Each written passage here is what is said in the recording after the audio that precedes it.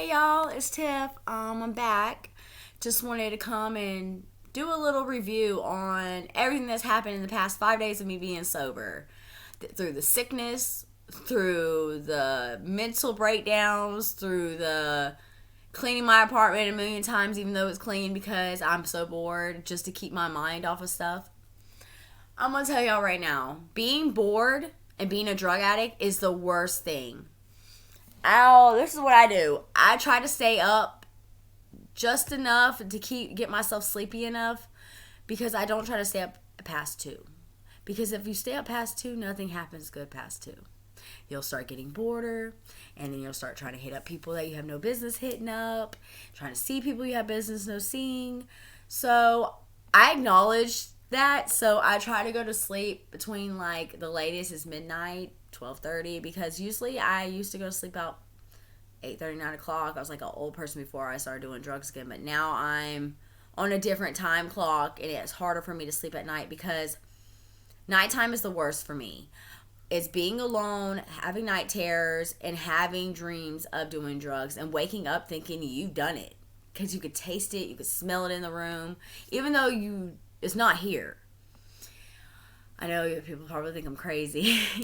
I think I'm crazy sometimes. And we'll be like past couple days, my mind has been like completely, I'll be thinking of something and then I'll just forget it and don't even know what I was talking about. So if you see me debriefing and going back, like trying to retract what I was saying, it's because I forgot what I was saying. But depression is the biggest thing for me. I already suffer from PTSD for my childhood trauma and my adolescent childhood trauma and all that other stuff, and even my adult trauma. No, I've not dealt with any of my trauma, really. I've never accepted it.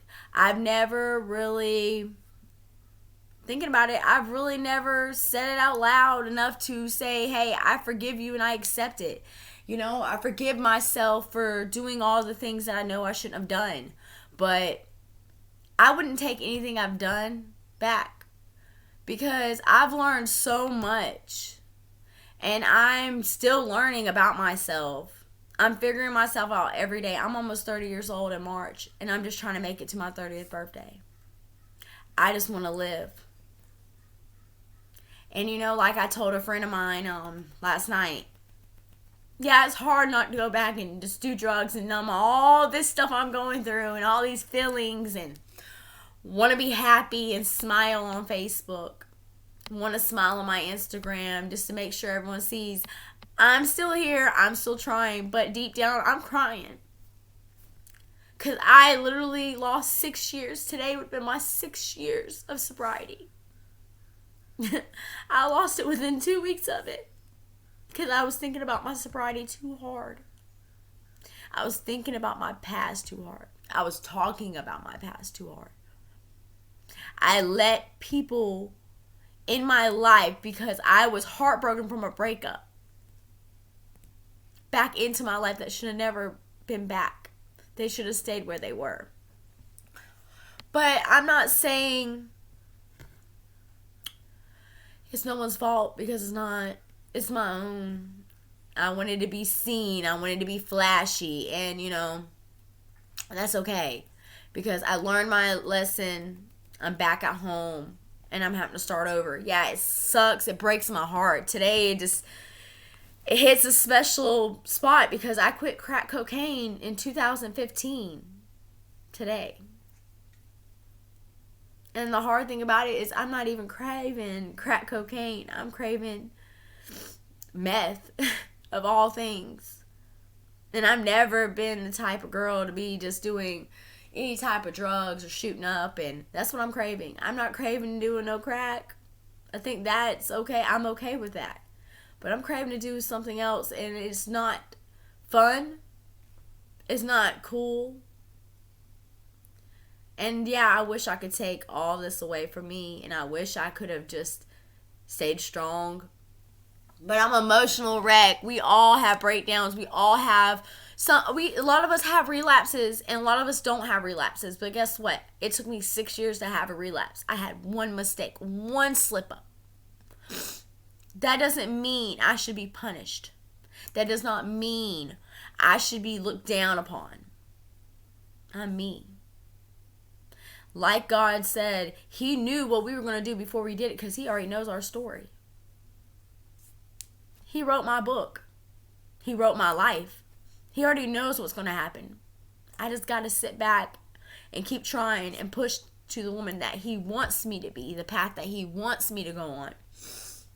I'm not going to say all this is going to like jump and change and I'm going to be able to do that right away.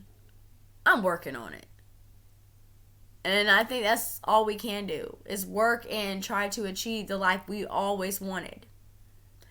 I don't want to be a junkie. I want to live to see 30. I want to get married. I want to have kids. I want to have a family. I want to be able to raise my kids or my daughters to know that they don't have to worry about that drug addiction because I'll be there to talk to them, to show them that it is not for them because I would be truthful. Anyone that meets me, I tell them right away, hey, look, this is my past. This is what I've done because I don't want anyone else telling my story. That's why I think I started this because I have had so many stories get back to me of me. And it's not even true. So I say, if you want to tell your story, you're tired of everyone else writing your story or telling your story for you. I know people are like, you shouldn't care. I care. This is my story, not theirs. This is my life. You know, past couple years I had a lot of on the internet, a lot of stuff. It was a lot of bad stuff written about me, and it used to hurt me, and used to, all my family used to get on there and comment, all my friends, and trying to stick up for me, and I loved them for that. But you want to know something? It was the devil trying to get me back into that lifestyle. It was the devil trying to get me upset.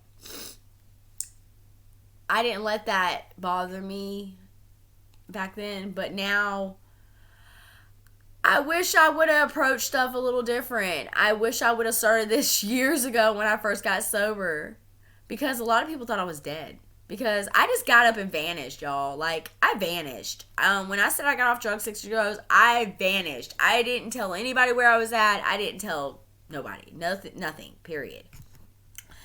But I'm rambling. But the point of the story is I started this YouTube channel to tell my story. And I want everyone to tell their own story. Don't let people write your story or tell your story. You only know what happened. And like I said, I'm trying to make it to my 30th birthday. And the streets are going to get me killed. And having a near-death experience really woke me up. And I've had a couple near-death experiences, and I don't know why I'm still here, but God has a plan, and I'm not ready to die.